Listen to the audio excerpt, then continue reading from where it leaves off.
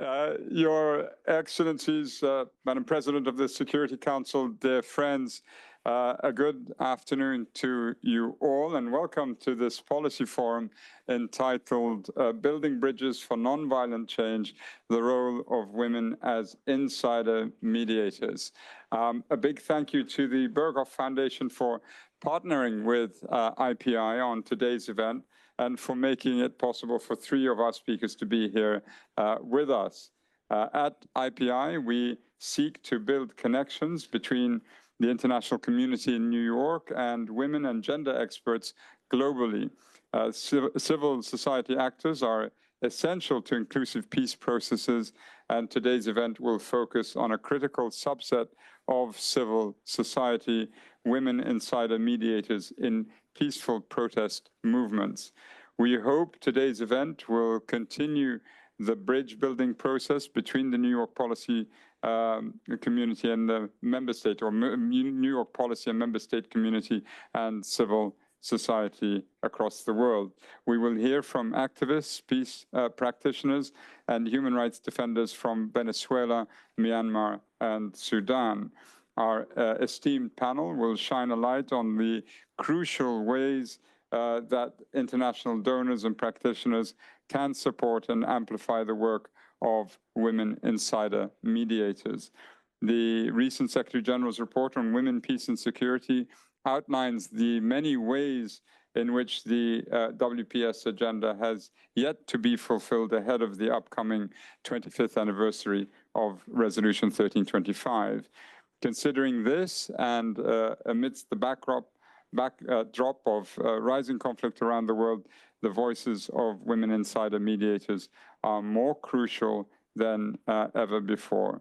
I'd like to hand over the baton to Dr. Phoebe Donnelly. Unfortunately, I cannot stay. I have a lunch engagement which is dragging me away. But before I do, I'd like to hand over the floor to Her Excellency Ambassador Jacqueline O'Neill, Canada's Ambassador for Women, Peace and Security.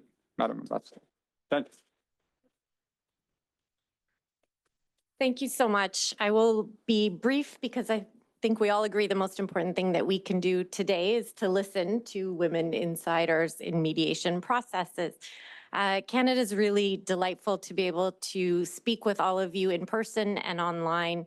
I think when we talk about what are some of the most successful examples of mediation, often we go to the local level, to community levels, and that's where we find the most common source of mediation at community levels being women in communities who are getting access for humanitarian goods and services, who are preventing conflict, resolving it, resolving disputes, et cetera. And I really appreciate this event's focus on recognizing where there is leadership and how do we amplify that, how do we take your experiences and move ahead. I'll say really briefly, as we listen to what women insiders in mediation tell us is most important and needed from them, I think we all need to be very eager to hear not just capacity building or training, which tends to be many people's first reflex. I think we know that what you need includes sources of reliable information and real networks where you can organize horizontally in your own regions, where you can connect with other women mediators about protection. We are in a space where this work is exceptionally dangerous. Some of the conflicts that we're engaging with right now are dealing with generative artificial intelligence, deep fakes, things that we haven't had to deal with in conflict mediation efforts before. And much of that is gendered. It targets women in communities, exploits stereotypes, targets women's sexualities, roles as mothers. There's a whole new frontier of attacks on mediators. And we know that the women in this room today, and many that we'll hear from, are on the front lines of that.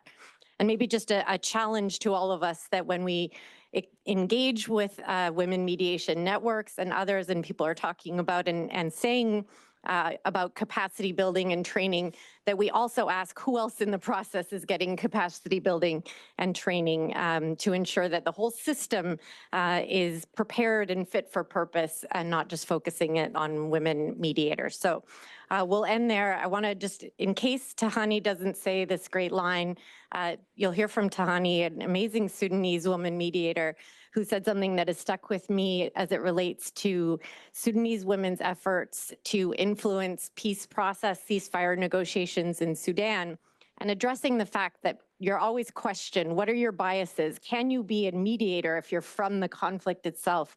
What's your, what are you coming to this with, and is that even possible? And Tahani and colleagues issued a statement that said, you know, we are a broad group of women. We don't represent everyone, but we do have constituencies, and we have a bias, and we are biased towards peace.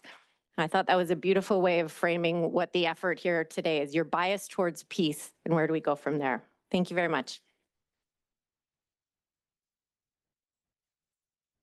Thank you, Ambassador O'Neill, and thank you, Zaid. My name's Phoebe Donnelly, and I lead the Women, Peace, and Security program at IPI, and I'll be moderating today's discussion. I would now like to invite Ambassador Berghof, the permanent representative of Switzerland to the UN, to provide some opening remarks. Please take the floor. Thank you very much, Excellencies, ladies and gentlemen, dear colleagues. And when I saw the title, The Role of Women as Insider Mediators, I was first of all asking myself, I mean, what is that actually? I've been working in that field for many decades, which doesn't make me younger, but it didn't immediately speak to me, and it started fascinating me. And I read the study, and then I discovered, oh, I've met those ladies, and there are so many, and they are powerful. So bear with me that I had to say that off script, but I would actually on script like to begin with the words of Leonie Abella, Chief Mediator of the 2011 Mbanga Peace Accord, which played a vital role in reducing election violence in Kenya. And she said, I deeply believe in citizen-driven and own processes aimed at achieving peaceful coexistence, using homegrown approaches to conflict transformation, peace building, and conflict mediation, anchored in constructive community-based dialogue processes. And women are often at the heart of such community-based mediation efforts. However, despite their invaluable contributions, they are too often excluded then from the formal high-level peace processes. And as we approach the 25th anniversary of the Women, Peace and Security Agenda, the gap between this normative framework, which is very strong, and its on-the-ground implementation remains glaring. Yes, it even becomes bigger. And it is for this reason that Switzerland remains very committed to amplifying the perspectives and experiences of women mediators and peace builders from across the globe. My country has a long-standing engagement in both the implementation of the WPS agenda and in peace mediation. Central to our efforts is the recognition and elevation of women's roles in peace and security. And this includes enhancing our understanding of conflict resolution spaces that exist outside formal processes where women play significant roles and are often overlooked.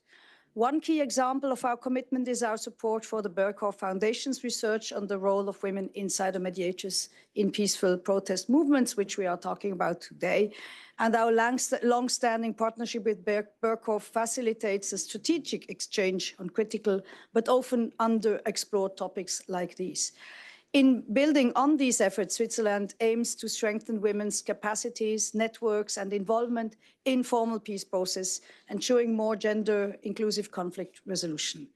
And speaking of networks, in 2021, we launched our very own, the Swiss Women in Peace Processes Network. And earlier this year, this summer, we had a retreat in Green Tree where we tried to bring together networks from all over the world, regional women mediator networks who would discuss the challenges and opportunities facing women in peace processes today. Experts, including colleagues from IPI, highlighted how a global context marked by democratic backsliding, pushback against women's rights, and rising conflicts underscores the urgencies of women's participation in peace building. And the key takeaway from this discussion is that the need for multi-track peace processes that include women at every level. Women's voices must be heard, whether at the formal negotiation table or within their communities. And it is essential that information flows between informal and formal peace processes and efforts, creating more inclusive and effective outcomes.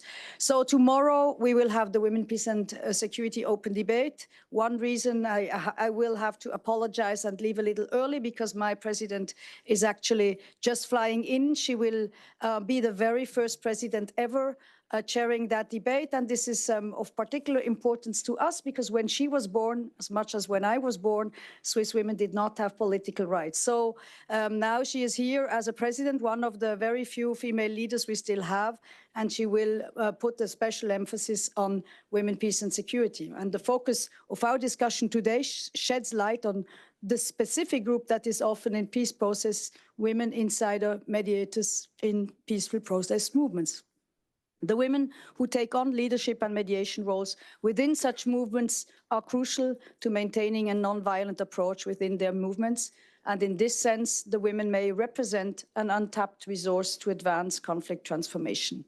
At the same time, there is a need to consider a do-no-harm approach if and when we want to engage with and support these women. So I look forward very much to this discussion, and in particular to hearing from women insider mediators from Myanmar, Sudan, and Venezuela who have joined us today. And once again, if I have to leave early, it's not only because of our president, but because we have 2 CSO Syrian briefers in the afternoon in the council, and I have to make sure that they are safe. So thank you very much. Looking very much forward.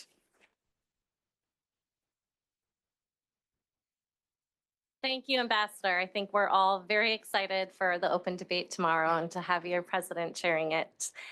Finally, for opening remarks, we will turn to Ambassador Arlene Tickner, Ambassador at Large for Gender Issues and Global Feminist Politics from the Government of Colombia.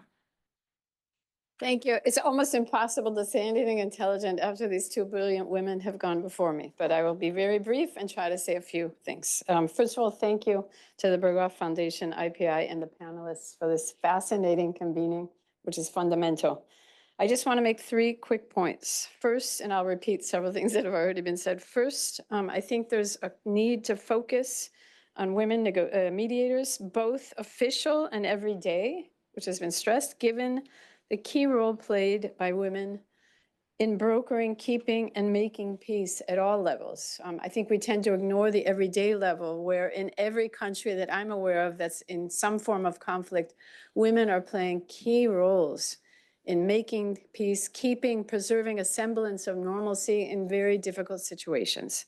The second has to do with the need to devise a multi-pronged strategy to strengthen and institutionalize women's roles as mediators. And here I just want to point out 3 ideas. First, I celebrate the effort by Switzerland to convene the networks of networks, simply because there's a number of different networks of women mediators doing fundamental work. And yet I think we need to think about how we connect them to be able to strengthen the work they're doing and demand an institutionalization of women's roles in peace processes, which we know is under threat and is being reduced actually as I speak. Second, greater support for those few women that are playing key leadership roles in negotiation efforts. Colombia has the 2nd female lead of a negotiation process with the ELN after the Philippines, I believe. And we need to support those efforts because where women participate in negotiation processes is just as important, if not more, than just including women in these processes. And third, funding. These efforts need to be funded adequately, and perhaps next year's Financing for Development Conference will be a prime space to advocate for the need to provide greater funding. Finally, I think Colombia's 2016 peace accord and those we are currently negotiating underscore the need to involve women from across the ideological and political spectrum. One of the key facets that guaranteed the transversalization of gender into our peace accord was the involvement of women combatants and state representatives, both civilian and military, as well as women representatives of civil society. And based upon this experience, I think what we know is that women have different negotiating styles, and somehow in their interactions are able to bridge ideological and political divides with an eye to committing to common goals. So I think involving women, again, from across different roles is important as well. And that I will end. Thank you very much. Thank you, Ambassador Tickner, and to all of our opening speakers. Thank you all for being here. It's really exciting to look out at the audience and see this packed house of people wanting to hear from these amazing panelists. We at IPI are really excited to host this event on the margins of the open debate tomorrow. As a quick reminder, if you want to share anything on social media about today's event, please use the hashtag WPS_IPI and tag us. And as the panelists are speaking, please think about your questions and comments. We'll be taking questions and comments from both the in-person and the online audience. So, oh, and most importantly, thank you to the Berghof Foundation for this wonderful partnership. We are just so thrilled to have these speakers here and to have this collaboration. And their amazing report that all three ambassadors, I think, mentioned reading it is in the back. So it is hot off the press. So I'm going to ask from Berghof Foundation, Rachel Gasser, Senior Advisor, Negotiation and Mediation Support, to kick us off. I'll pose each speaker a question. I'm not going to read a full bio. You all should have copies of those also in the back. But Rachel, I wanted to ask you, the Berghof Foundation has put out this great work. You've been exploring the triple nexus between peaceful protest movements, conflict context, and women insider mediators.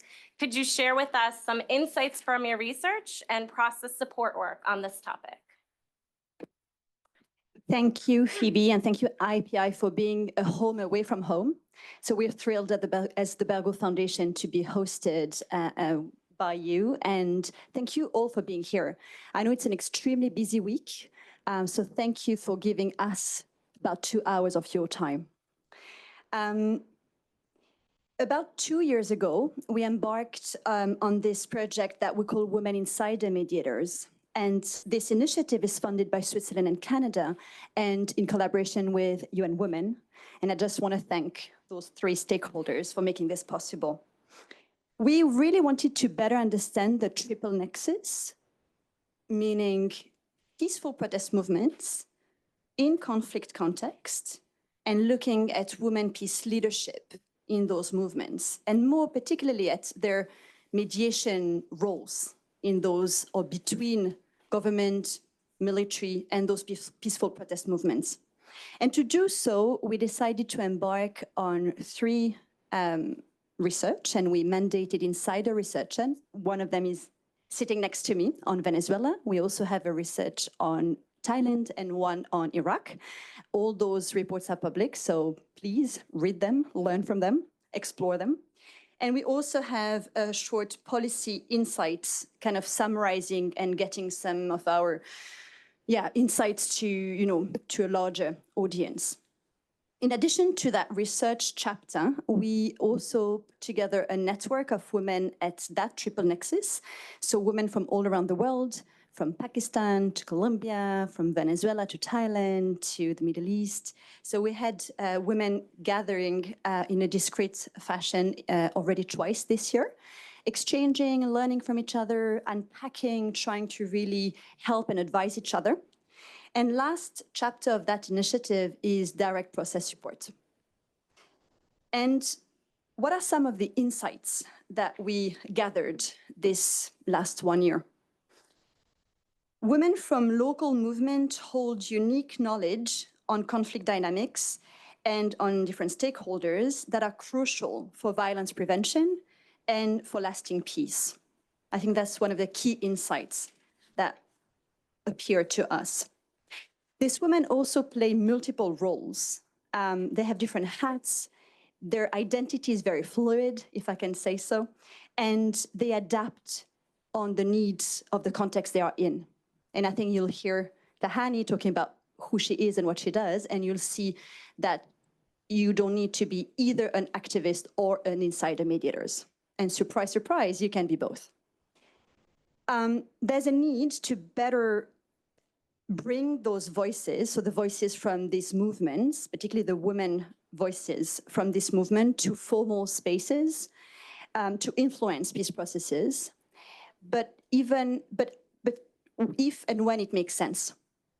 And we should not directly decide for the women themselves if that's the way to go. So it can be a great idea, and it can be a very bad idea. And I think the women from those peaceful protest movements are in the driving seat, and they lead us in terms of what they need, the type of support, the type of connections they would like to have.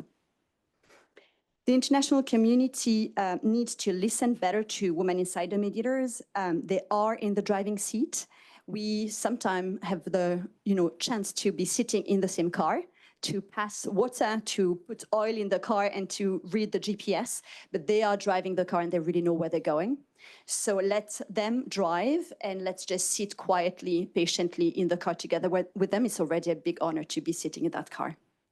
So on that note, I look forward to continuing to learn from you all, from them all, and really I think we need innovative, creative, and forward-looking thinking to address the big challenges that peace and conflict are today in our world. So a big thank you.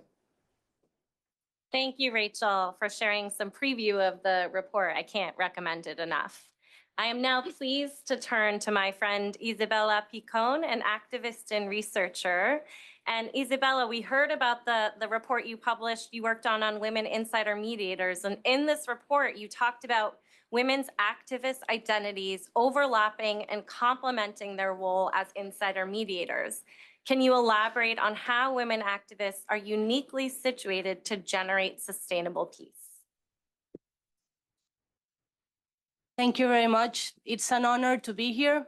Thank you to Berghof for the opportunity to do the research, and while I was an activist last year and this year and always, it's always an amazing opportunity to take a look from a view from up. And because I'm also an activist, I have to say that it's a very amazing privilege to be here, because there are activists in Venezuela that are doing the social and emotional containment of a very, very rough violence that has come after the July 28th election. There are 70 children in prison right now. And women are the ones doing that social containment and that do the work after the violence. And that's why I think they are sometimes situated to have a long-term view. In the research that we did, we found that women gain legitimacy as mediators because they do nonviolent action, and that they gain legitimacy from doing ethical nonviolent action in which we rescue the value of the words. In a very Arendtian, Hannah Arendt way, in which we eliminate violence because the word becomes action. Women also gain legitimacy to become mediators as a result of the community work. And they, for example, mediate with violent actors, with the military, with the police, but also with gangs, for example, to gain access to public space and make public space livable. So in many cases, I found women doing nonviolent action for a national cause and then having to retreat to the community level, but doing the small work of peace in their communities. And then there's this thing I called invisible facilitation, and of the curating of spaces that are generally dominated by men because they're political spaces, but in which you do the sort of the back and forth of making the space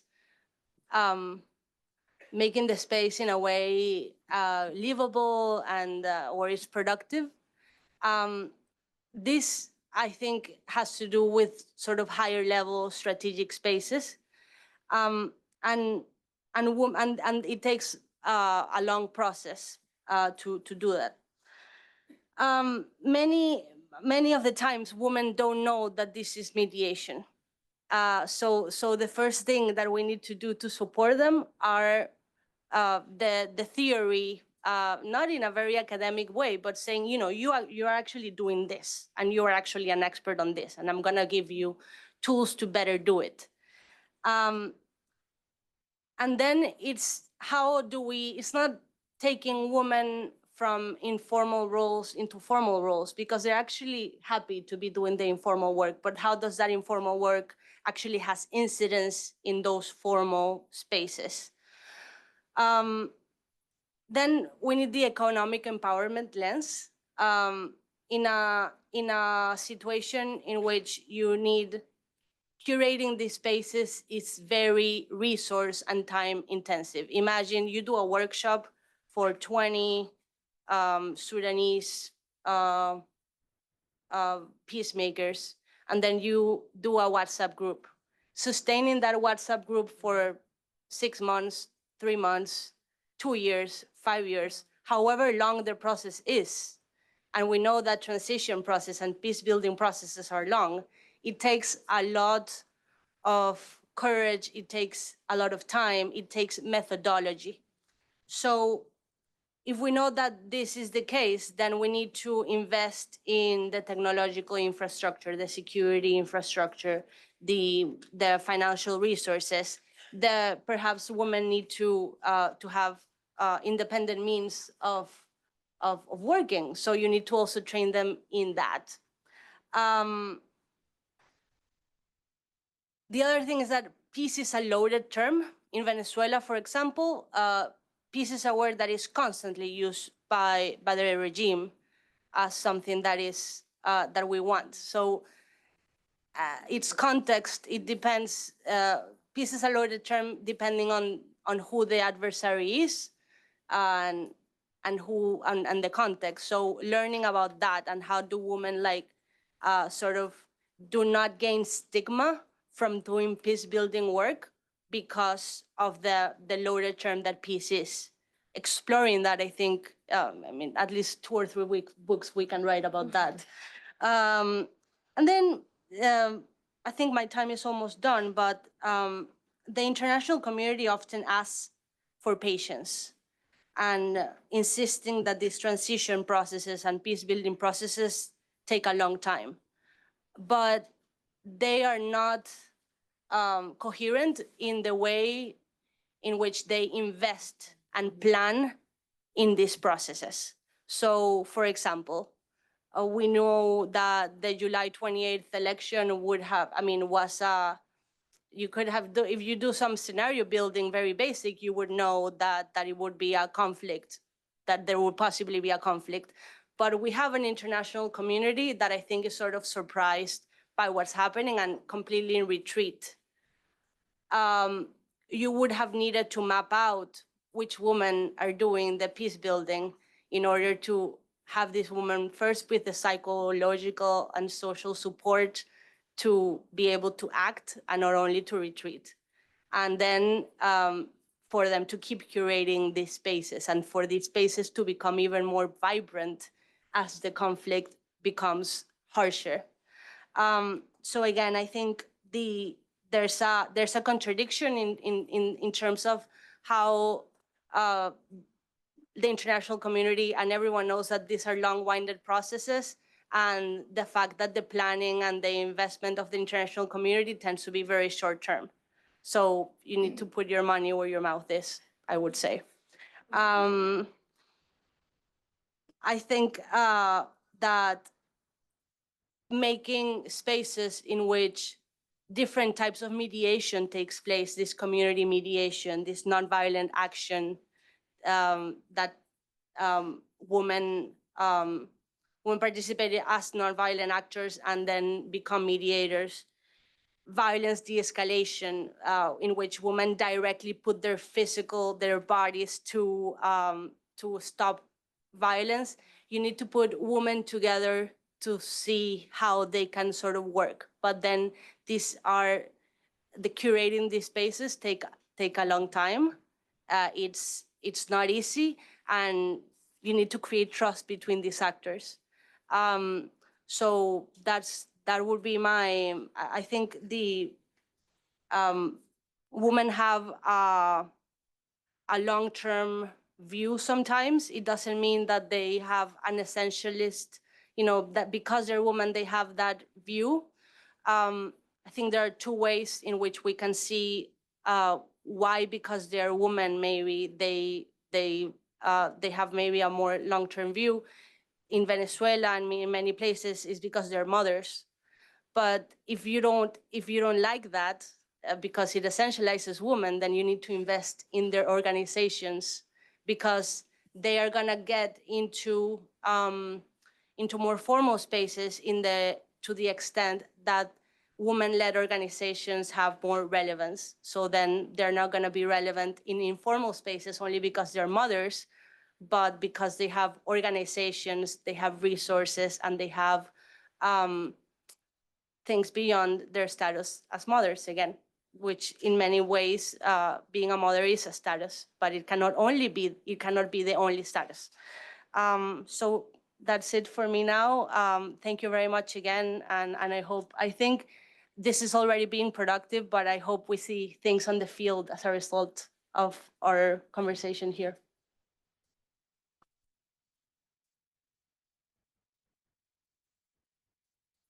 Thank you so much, Isabella. I think we can all write a few books from remarks and inspiration from those comments. So it's my pleasure to now turn to Nang Ra, a peace practitioner and facilitator from Myanmar. And we'd like to ask you, how have you been able to leverage and integrate the Women, Peace, and Security agenda through different phases of your work?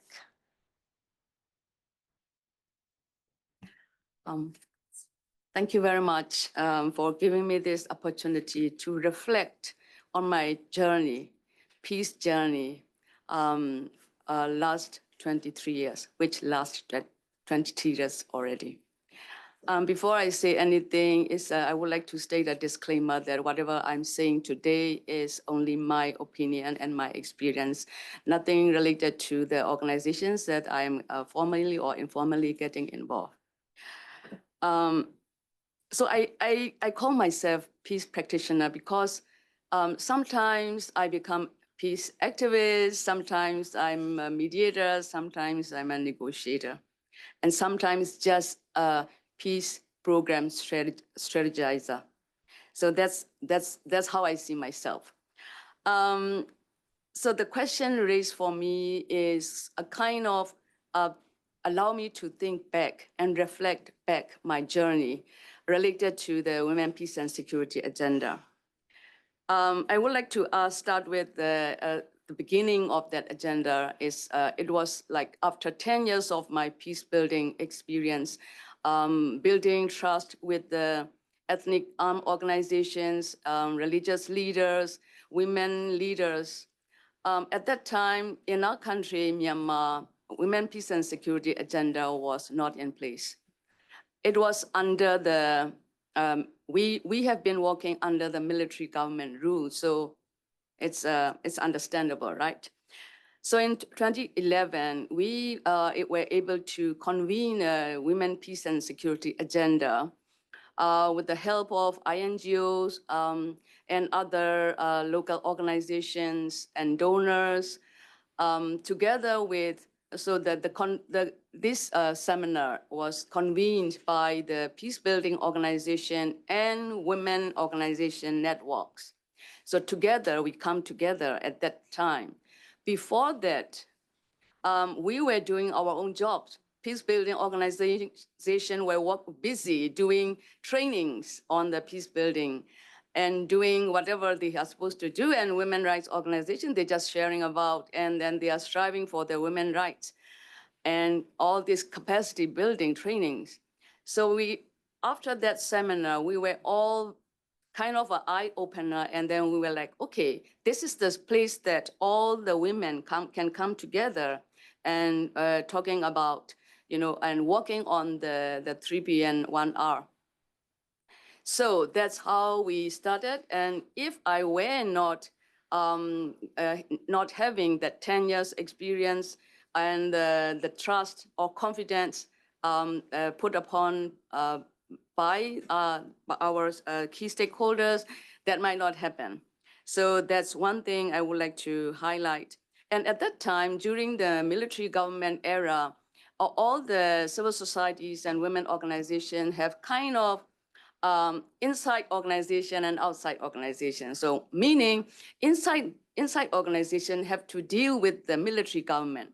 So the outside organizations, including women organizations, seen us like collaborator to the military government, but we were not. We also have lots of challenge. We also had challenges implementing all the activities what we were supposed to do. But eventually, with this agenda, WPS agenda, we can come together. I can name the organization outside the country, but I cannot name the organization inside the country. Please bear with me. So the organization based in Thailand, Women League of Burma, has been working on the WPS agenda way ahead of time. So in their own capacity. So then after that, the second point is that, okay, then there was an election and we have a quasi civilian government. We call it the led by U Teng Singh. So at that time, because of he made a peace call in 2011, August, then there was a peace process started. It started with the bilateral processes, but the nationwide negotiation, ceasefire negotiation process started in 2013, late 2013. So then myself and my former boss were asked to help the EROs, the EAOs, the ethnic armed organizations. They come together, all these 16 organizations came together, form a kind of a network to negotiate the government for the nationwide ceasefire. So from that onward, I have been at the table, at the peace table, as a facilitator, as a documenter, as a technical advisor to those 16 groups. And then at the peace table across the government negotiation team. So at that time, it's a kind of a single text process approach. We use it. Government have its own proposal of this NCA, Nationwide Ceasefire Agreement, and the ethnic armed organization have their own. They have developed their own agreement, draft agreement, but none of them exists any role of women. So my boss and my former boss and myself, we tried to reach out to our women organizations and other peace building organizations. Okay, shall we come together as a network, as an alliance to push the women agenda, women peace and security agenda? That was our first discussion. But WPS was totally unknown by the government side at that time. Of course, because of the credited to the WLB, Women League for Burma, the ethnic armed organization have a sense, what does it mean with the WPS? So then we have to tone down that, okay, we don't talk about WPS first, but we have to dive, how can I say, what is the right word? To put it like, okay, participation and then protection. We don't talk about integration yet. So we just put these two things in our agenda, and eventually we able to form up this Alliance for Gender Inclusion in peace process. So we call it AGIBB. So inside the AGIBB, we developed two proposals regarding the participation and protection. But in the NCA and then as a facilitator, there was one women leader on the side of ethnic armed organizations, and she was the one who put up that our proposal. So she after that, to make it short, only one proposal was accepted, and it is in the agreement. But one proposal on the protection was under the Code of Conduct chapter. So we have that kind of achievement. So which is also AGIBB was also acknowledged by both sides. And fast forward, so the third stage is like later on in the NCA was signed in the 2015 October. And then there was a new government and starting in the 2016.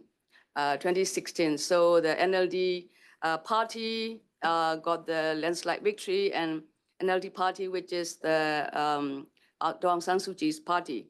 So under that government, the ministry, the concerned ministry, was able to get a department under a ministry. There was not even department, it's a unit on the WPS agenda. So during that time, there were a lot of effort of the INGOs from US, and I think very few from EU, and also the Swiss, from Switzerland and Norway. They also kind of capacitated all the women leaders.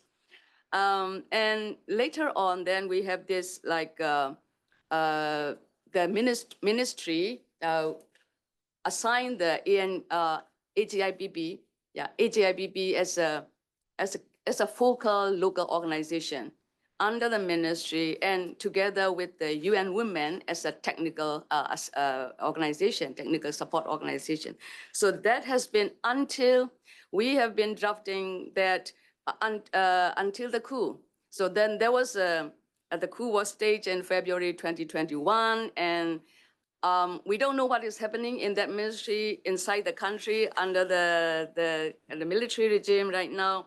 But after the coup, we were able to form up this in this political platform, and then all these 5 entities, including all these women, youth delegates, unions, strikes, ethnic armed organizations, and also the political parties.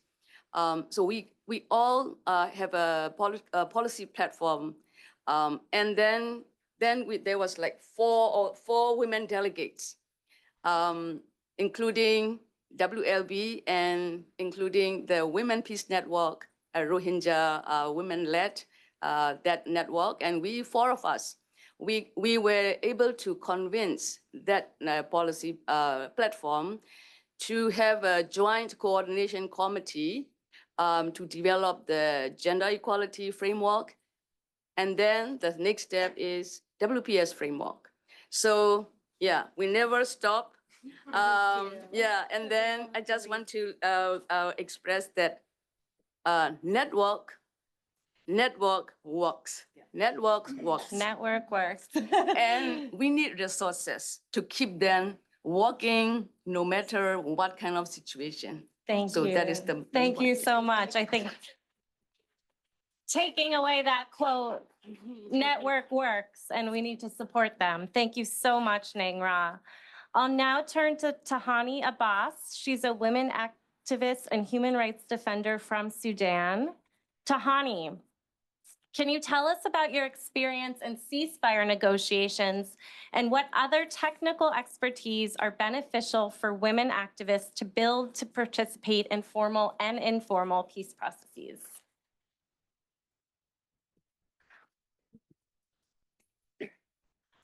So, hi to everyone. Thank you for your time to be here to hearing to us.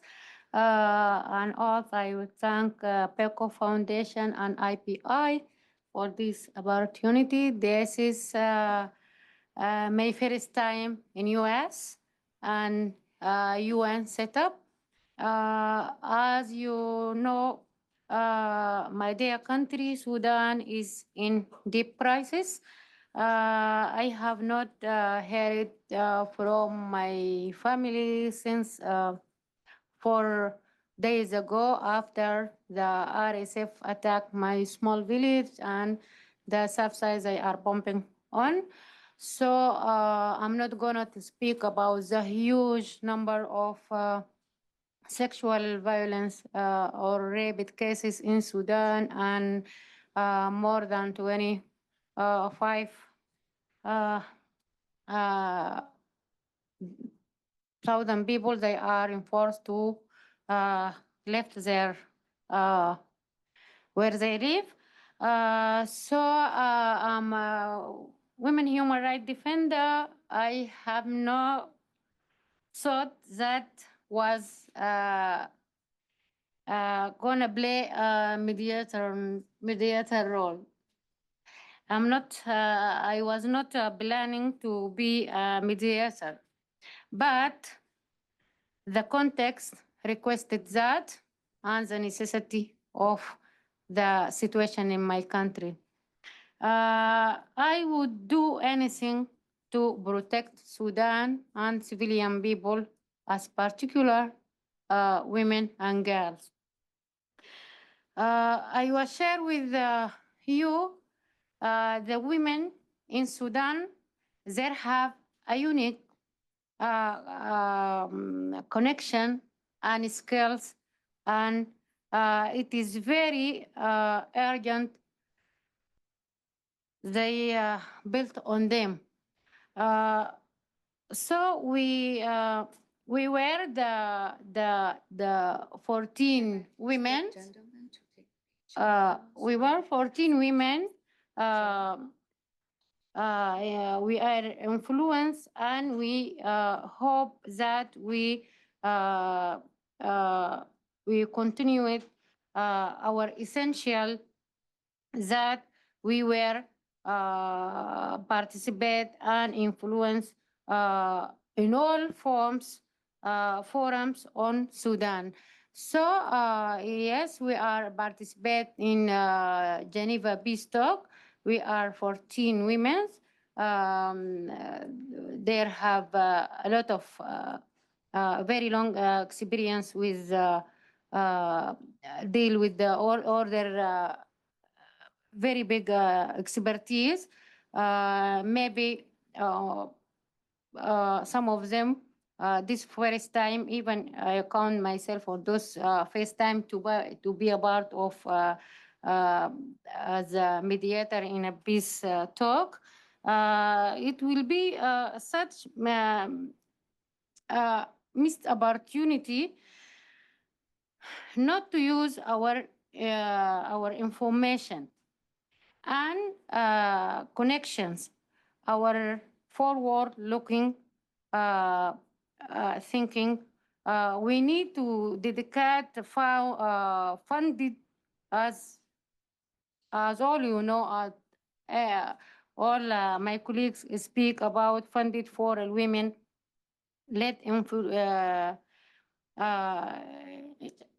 To participate on this is ceasefire peace talk on peace process as well. So we are influential on and we need political support to ensure our presence in shape the future in Sudan. I'm a mediator between different groups also, and again we have dream to participate on a peace process. Yes, now they are speaking about just ceasefire talks. Yes, this is a necessity, this peace ceasefire talks, because our civilian people there, they are killed. There is no protection there. The situation there is so tragic. Now I'm sitting, while I'm sitting here between you, my family and my people, all of us, maybe they are killed. I'm worried that if the connection back, we have 20 months, 10 months out of communication, out of internet. Sometimes we hope this is connection back, but sometimes we are worried if I'm going to hearing the bad news, if I don't know, like to hear about. So my special ban or my special case, this is not a case of Tahani. This is a case of million Sudanese women outside Sudan or inside Sudan.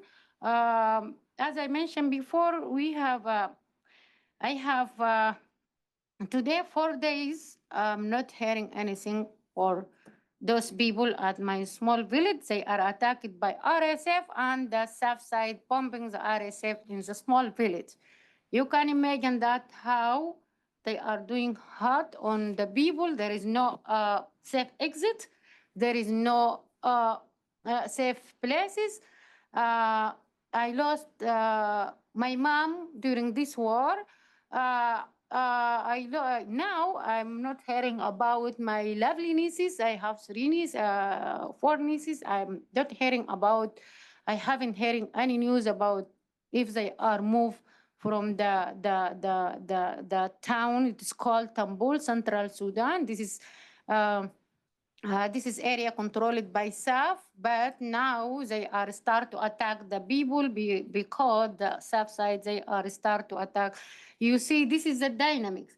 This why, yes, I spent all my life to advocate of women and human rights as well, right. But this is why I'm being a mediator.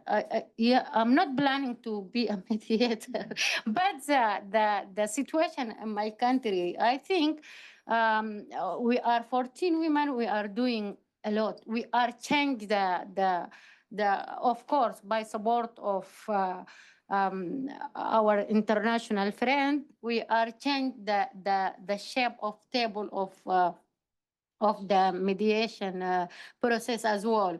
Also, 2 parties of war, they are rejected any participation of civilian, especially women, of course.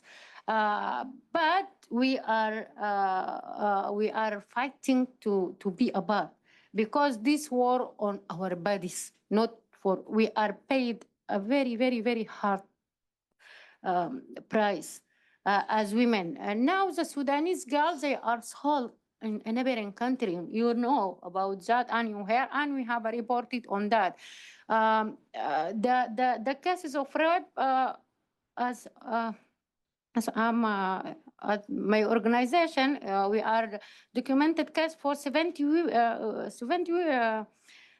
years old, for women 70 years old, and we have for 4 years old. You see, this is why we are fight to be a part of the process. So we have only one slogan that in Geneva, no peace for us without us. So we are coming from the pain. We are not. Rather than that, this is our women's rights, I think. Yeah, we need to stop this war urgently. We need to support an organization led by women. We need, as Isabella said, we need to flexible, what's called funding the feminism piece. We need to ensure that the young ladies, the young women, they are participate in a peace. Yes, I come from the rural area. I come from the very, very, very so far area. But finally, I'm in the U.S. with effort of our international friends. So I'm here to hearing the voices of million and million Sudanese women and girls. They are suffering a lot. You cannot imagine what is going on. They are start to, we are getting infamy, do you know? I don't know what about, sorry for that. Oh, yeah, thank you so much. Thank you again and again. I'm so sorry for this is painful, but this is what I am live where. Thank you so much. Thank you.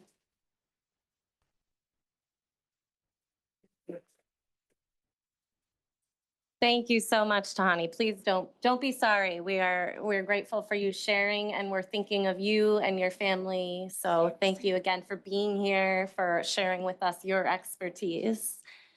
I'm finally going to turn to Sarah Taylor with the $1 million question. Sarah is a policy specialist, Women, Peace and Security and Resilience Unit at UN Women. Sarah, despite the critical role of women activists in informal peace-building processes, they remain underrepresented in formal mediation. Why is there such resistance to women's inclusion in formal processes, and what can we do to overcome this resistance? Thank you so much, Phoebe. I just really want to thank Isabella, Nangra, and Tahani for their work and for their willingness to come here and talk with us about it today. You know, people often say, "Oh, do these events really work?" And I'm like, they are necessary but not sufficient, right? Your point around bringing these messages to, no, I'm gonna cry.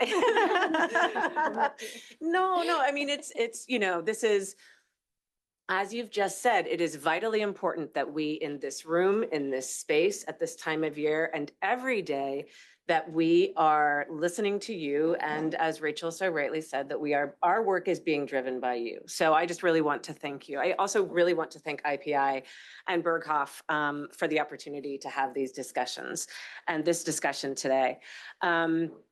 We have partnered very closely with Berghof on this project, and we're really delighted to have that partnership. And of course, we value our relationship with IPI as well because of that necessary space. So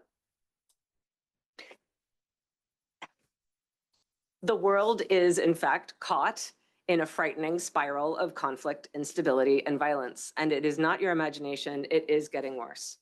The new Women, Peace and Security report from the Secretary General was released either late last night or this morning, and notes that in 2023, over 170 armed conflicts were recorded, and approximately 612 million women and girls lived within 50 kilometers of these conflicts, 50% more than just a decade ago. The rise in conflicts has not been followed by a similar rise in the number of peace agreements. Instead, multiple active conflicts in 2023 were not resolved. A new global data collection initiative that UN Women is coordinating shows a lack of overall progress on women's full, equal, meaningful, and safe participation in those processes that did continue, with preliminary data from over 50 processes analyzed indicate that in 2023, women on average made up 9% of negotiators, 13% of mediators, and 26% of signatories. Now, to peace agreements and ceasefire agreements. The signatories part sounds really good, like a big increase. It is due to Colombia. If you take Colombia's agreements out of this calculation, the proportion of women signatories to agreements drops to 1.5%. I know. I know, Colombia, ruining the curve. So none of the peace agreements, right, okay, so the long and short of it is that our approach to building peace is not working. We need to fundamentally change the way that we are doing this work. Women's full, equal, and meaningful participation in all peace and security decision-making is a core tenet of the Women, Peace, and Security agenda for a reason. However, the changing landscape that I've just discussed means that this vital contribution and element of building international peace will not improve due to the changing landscape of conflict, the changing landscape of peace processes, mediation, and dialogue. So when we talk about this relationship, which is not necessarily, nor should it always be, nor nor do track three actors necessarily want to become involved in track two and track one processes for a number of reasons. But these new mediation actors that are driving those processes, we're a decrease in new informal mediation and challenges to norms and obligations in the multilateral system, including on rights, means that this landscape is likely only going to get worse in terms of the full, equal, and meaningful and safe participation of women. So I also want to highlight one thing that's already been raised here today, which is that shrinking civic space, already a trend globally, but even more challenging, to use a very soft word for it, in conflict settings, means that the risks to women mediators are considerable. We cannot underestimate the safe part of that full, equal, meaningful, and safe. So from the international community, I want to highlight some of the points that have also already been raised. We absolutely need to support and to create political space for women's participation. We are not seeing an upward trend in the international community doing this. We are seeing a decrease in the space for women mediators and for women negotiators. We need creative approaches to research and to knowledge. So I mentioned already an initiative that we're working on with partners globally, which is to try to get some kind of robust longitudinal data on women's full engagement in peace processes, right? So it's about women mediators, it's also about negotiators, it's about gender expertise, it's also about consultation with women-led civil society organizations, about how we create an ecosystem and how we understand the existing ecosystem on women's full participation. I also want to point to Nangra's closing words on networks. So referring to the retreat that Switzerland and UN Women worked on over the summer, where we brought together representatives from women mediator networks, it's so clear that these women working in these various areas in different kinds of crisis and conflict have the analysis, have the information about the conflict, have it from day one of the eruption of a hot conflict, if you will.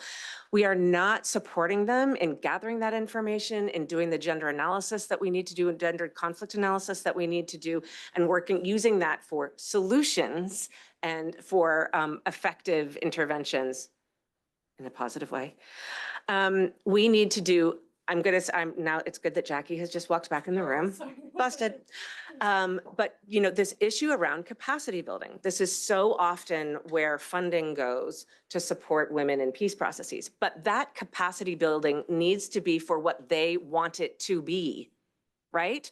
It is around, I would need capacity building when it comes to technology and the kinds of threats that we see from this. Women are asking for this, we need to give them that support, right? So it needs to be, again, women mediators in the driver's seat in terms of what that capacity building is. Consultation, not tokenism, all right? So when we talk about bringing women into these processes, first of all, we shouldn't be bringing women into these processes. Women should be designing these processes. But secondly, it cannot be about finding mythical 2 or 3 women who represent entire constituencies, who can speak for that entire constituency, go to 2 meetings, and then are not brought into any of the other work done around that process. It takes resources and capacity, as Isabella was saying. Isabella was saying? Yeah. Around the community, around how much time it takes to build that. That is the kind of consultation we need to be doing. We need to provide a platform for women to come together and build trust and to get to know each other. We, as the international community, need to be doing better work on process design and process design support, making sure that we are creating enabling environments in these processes. And then I think the last one will be a total surprise to all of you because it has not been mentioned at all today. Funding. And with that, I thank you and I close. Thank you so much. So it's now my pleasure to turn to the audience from the floor. I already see some hands up. We'll be having some floating mics go around. While everyone's gathering their question, I think we will have an intervention from another context. I wanted to see if Esther was here from South Sudan. Maybe not. Oh, there she is. Esther Soma is the head of programs and deputy country director at PAX in South Sudan. So we'll have an additional context to understand, and then we'll turn to more questions. Esther, please. Thank you, Phoebe, and thank you all for this opportunity. I'm going to share my experiences from being involved in the 2018 peace process in South Sudan and my reflections on that. And a lot of what has been said really echoes to what I experienced. So one is the fluid identity that we've talked about. Often women were activists, they were negotiators, and they were mediators. They were activists before the resumption of the talks. They held silent marches. Women in the clergy walked and marched for peace. And this happened before the talks. Now, when the talks came in, some of them were invited as delegates. So as the delegates, they were the negotiators. And in the room, they humanized the discussions. They brought in their lived experiences to the discussions and to the conversations. That's the difference women bring when they're at the table and when they're engaged. But third, they often took a mediator role when there were deadlocks in the talks. During the 2017 cessation of hostilities agreement discussion, there were rumors that one of the parties wanted to step out. When the women heard this, they stepped into the mediator role. They spoke to both groups, tried to come in with a neutral perspective and convince them to sign the cessation of hostilities agreement. So when women are in the room, they're able to take on all these roles and engage in their fluid identity. Secondly, was the aspect of we need to engage women mediators at all levels and at all times. There are women mediators in the formal spaces and in the informal spaces. The engagement should not begin when the talks start. The engagement should be before, because that is where the agenda is set, and women should be part of setting the agenda. So for anyone who's organizing a formal process, a formal talks, the international community is often party to that. There needs to be intentional consultation with women at all levels and in all groups. Third, in the formal processes, in as much as we're bringing women to the table, there's a need to look at the mediation team. Are they inclusion friendly or not? In the 2015 peace agreement, the mediators were not necessarily as friendly to women's inclusion. They were very hostile to it. Women had to push for observer status. They didn't even get delegate status. But in the 2018 peace process, the activism started beforehand. And thankfully, the mediators were more receptive to it. And one of the mediators actually at some point was a woman, Hannah Tete, the Minister of Foreign Affairs from Ghana. And she was able to give women an opportunity to speak because the other mediators would ignore the women, but she would give the women an opportunity to speak. So it's important to know that, and it's important to think about who is the mediating team and are they inclusion friendly. Fourth, technical support is critical. The gender analysis, the conflict analysis, give the women the tools they need to engage. They talk beyond issues of women in all levels. It's not just, include women, but at times there are difficult security discussions happening. Do they have the tools to engage in that? Are there gender advisors to help them with that? Are there people who can do the technical support for that, to support them with that? That's critical. And last but not least, I'd want to say, do not forget the individual behind the mediator. Please do not forget. They have a lot of mental toll on them. There is trauma. Most of what they do is voluntary. And I truly empathize with my sister, Abbas, Malesh Okti, because the pressure, the mental toll, they need psychosocial support. As they are engaging in these discussions, they are thinking about family and loved ones at home, and they're also thinking about how to survive and come up with a living. So please do not forget the individual behind the mediator. Thank you.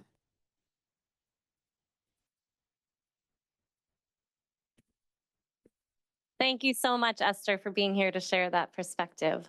We will take a few comments from the floor. I kindly ask you to be quite concise in your comments. Over here. Hi, thank you so much. And first, inshallah, your family is going to be okay.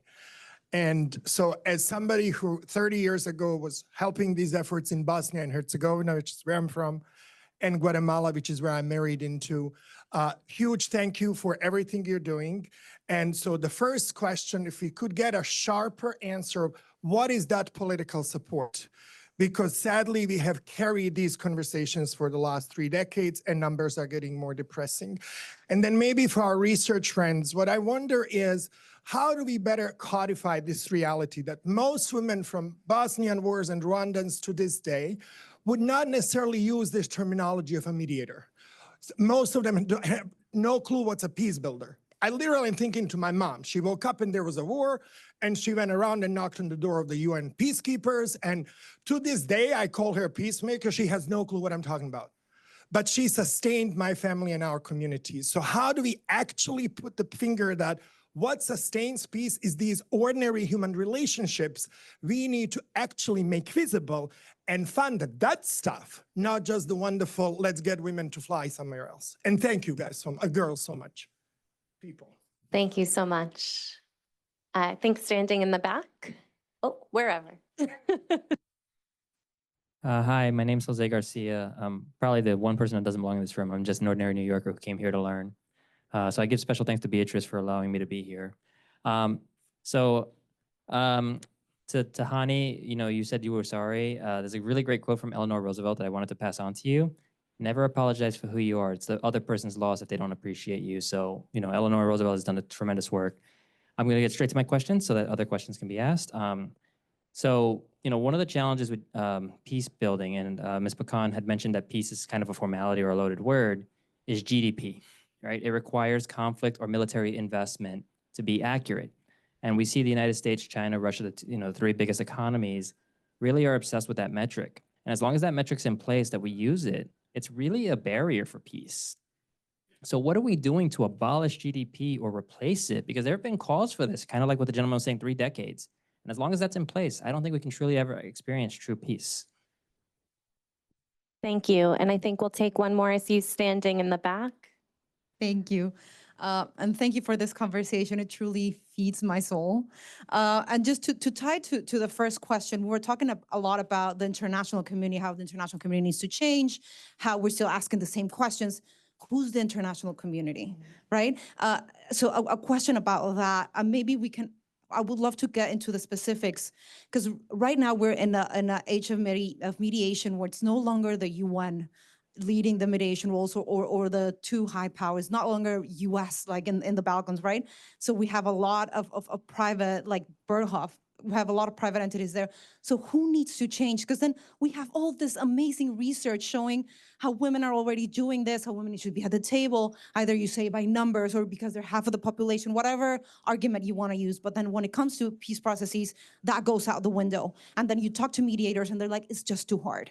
So who should we be talking to? Is it which individuals? We're talking about the remembering how mediators are still individuals who. So who are we not talking to? Because here we're talking to the converted, right? I'll leave it at that. Thank you. Thank you. And I wanted to also read a few questions. We have a very active online audience with us today. So I'll read a few that I see. One is, can mediation play an important role in supporting survivors and promoting their rights?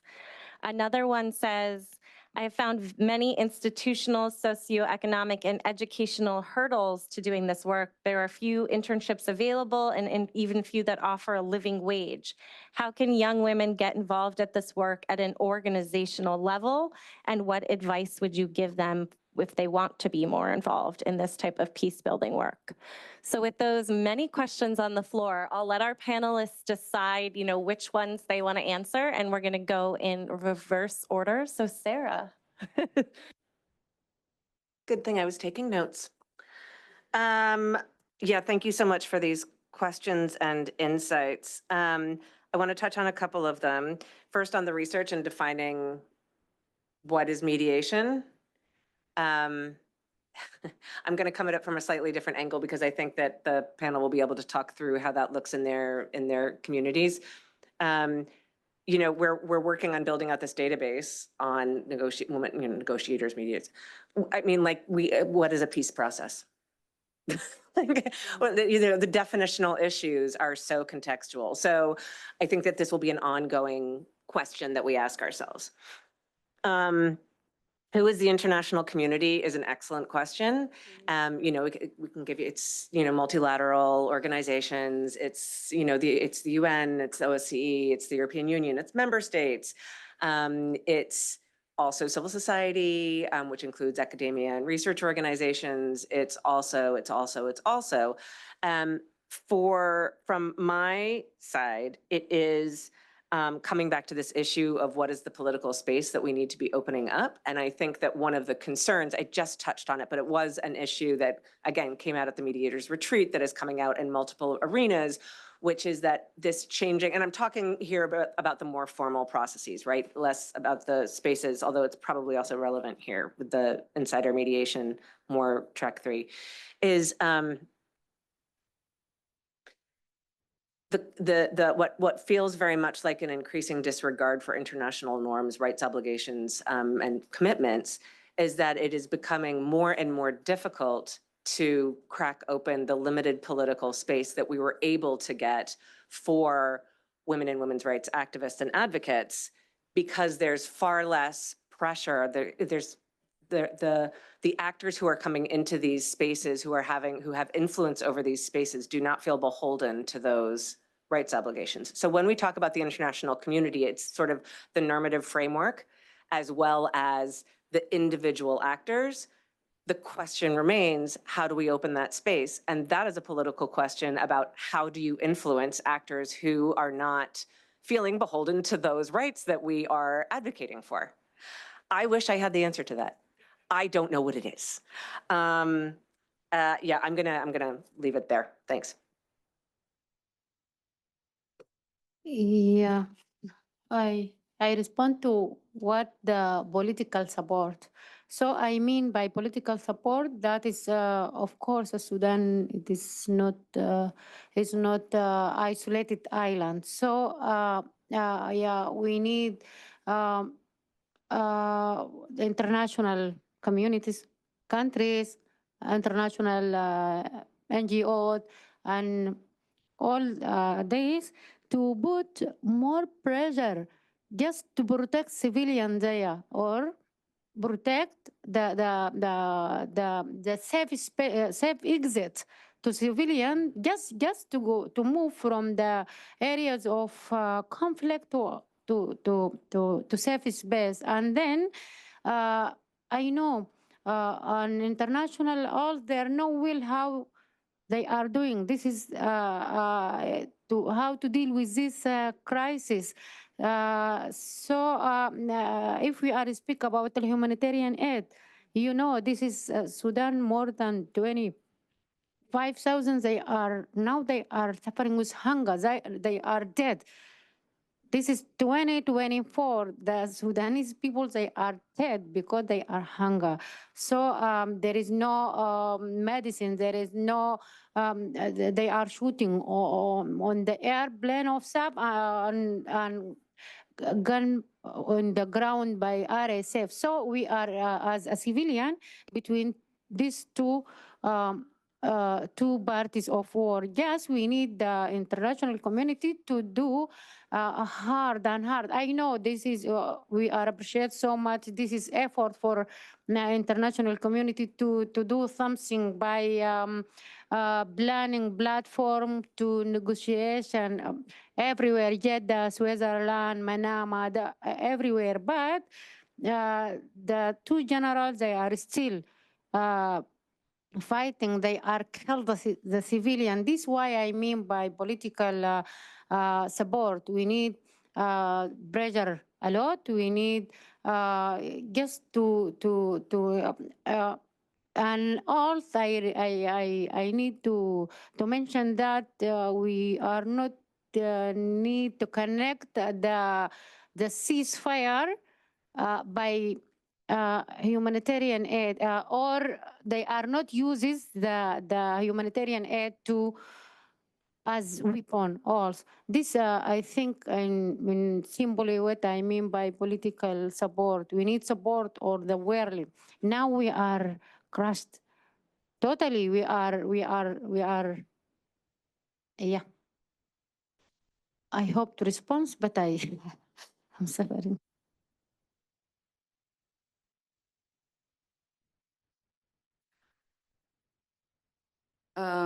Maybe I will kind of echoing what our colleague just mentioned. It's a country like Myanmar, which falls between the most populous country in the world, India, China, and Thailand. So as we all know, at the UN setting, we all know that when it comes to Myanmar issue, the UN Security Council always say that, okay, ASEAN will do for it, will work on it. The Security Council never tried to deal with it, like compared to other conflicts. But according to EGLET, our conflict index in March, in the global conflict index in March, Myanmar was the extreme case, the most extreme case, conflict-prone country in March 2024. But now in July, we are becoming second because of Palestine. But anyway, the atrocities never stop. If you look at all the data, starting from 2021, military coup, all the data, how can I say, like discouraging, all the data are increasingly in an increasing trend, never drop. And just a few days ago, the atrocity, I mean the military and its supporter did this really cruel killing and dismembering of the whole body, and they just hang in the fences. So this has been happening throughout the history, which the military and when it comes to the conflict situation in Myanmar, so we cannot control until now, and again because we talk about political support. How will the country in ASEAN or country with the big powers support Myanmar's conflict to solve what is happening inside the country? It's like you cannot. There was a time that I mentioned. There was a time that the Western countries, democratic countries, help us in this peace process. Also, other country like Japan, they also help us, and to get the peace agreement. And it's like multi-million dollars. I don't want to talk about the numbers. It's huge, but why it fails? Myself, as a person who have been inside the room at the table, found out that because of the legal framework, the 2008 Constitution is totally unfavorable for the peace process, for the sustainable peace, so that everybody are equally treated. Because according to the Constitution, military institution has its own small state inside a big state. So in this kind of situation, military has all the power to do everything they want. When I say power, it's a weapon, they have resources, they have economic resources, everything. So in this kind of situation, international community invested multi-million dollars until 2020. But in 2021, they staged coup. Why? They don't want to implement whatever have agreed. We already have 3 union accords along this, starting from 2016 to 2020. We already have some agreements, but they don't want to implement at all. It's very clear. So that's why right now it's like when we say political support, we need a favorable legal framework. We cannot continue any kind of peace building, fairness, justice under this 2008 Constitution. That's very clear. So please support to get out of it. Thank you very much. Thank you so much. Isabella. Yes. I have found this question about GDP and peace is very complicated, but I have found so many people in this field that work in institutions that are very GDP oriented, and within those organizations, they hack those organizations in a way. And because this is a public event, I'm not gonna say organizations or not, but I think that's the secret to it. It's sort of hacking the system so that it works for people. The other option is changing completely the system. I'm working on democracy in Venezuela, so I can't. But the other thing is you asked, can mediation play a role in supporting victims? Yes, I myself have had many people close to me, families, friends, that were imprisoned for many months. And in a way, learning about peace building, learning about dialogue, learning that my approach is activism, but that there are so many different tools that I can use and that I didn't know. And that sort of changed my theory of change, and that creates new meaning to the conflict. It tells you, you know, I'm doing this for a reason, I'm learning, I have an evolution. And I think that's very important. It's very important to, in victims, create in moments of crisis, also moments of knowledge. And I interviewed people that also were themselves in prison and were sort of embraced by organizations that brought them more knowledge, more resources. And this has to do with something very important, which is we cannot only do trainings, we need psychological and social support to these women. And then also mentorship, and also doing simulations and this kind of thing. We cannot only do trainings. We know that the international community that is very GDP oriented want to tick the boxes, but it has to be relational. We need more relational tools to change the logic of the conflict. The conflict is not gonna expire or change. We just need to change its logic.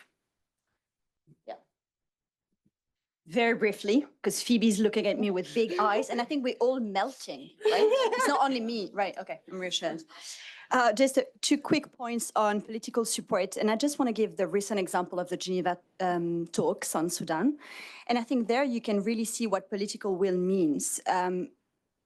A few brilliant US colleagues from different part of state were, initiated this idea of having a delegation of women coming to Geneva to influence the talks. They also were supported by Switzerland, facilitating visa for all those women to come to Switzerland. So when you're talking concretely, it's about a few individuals getting the idea, really working nights and days during 2 weeks to get and identify a few key women, again, with all the limitation we know about those 14 women's delegation. It's about, a country facilitating their visa and their access. It's about having the funds, and thanks to Canada and Norway, getting the women in a place, in a safe place. And it's also about all of us, INGOs, private diplomacy actors, kind of coordinating, trying to be coherent, trying to let others lead, trying to, to say when it's not your time to show. And really want to congratulate, USIP and Search for their amazing work on that. And I think it's for all of us to know where you need to be in the space, where it's time for you to be out of the room, and it's totally okay. And at the end of the day, about international community, I just want to, I think we're in a very gloomy time. So very often when I feel so depressed about our world, I go back to amazing Margaret Mead. Never doubt that a small group of thoughtful individuals can change the world. In fact, it's the only thing that ever has. So don't forget that. Thank you, Rachel, for leaving us on a positive note. And I hate being the timekeeper, cutting off these amazing women, but I know you all have places to be. Please join me in thanking these women. Thank you for being here in this hot room. Thank you for being here online. We will be back here at the same time tomorrow for another event. We welcome you to consider IPI your second home. Thank you all so much. Please join me in thanking this incredible panel.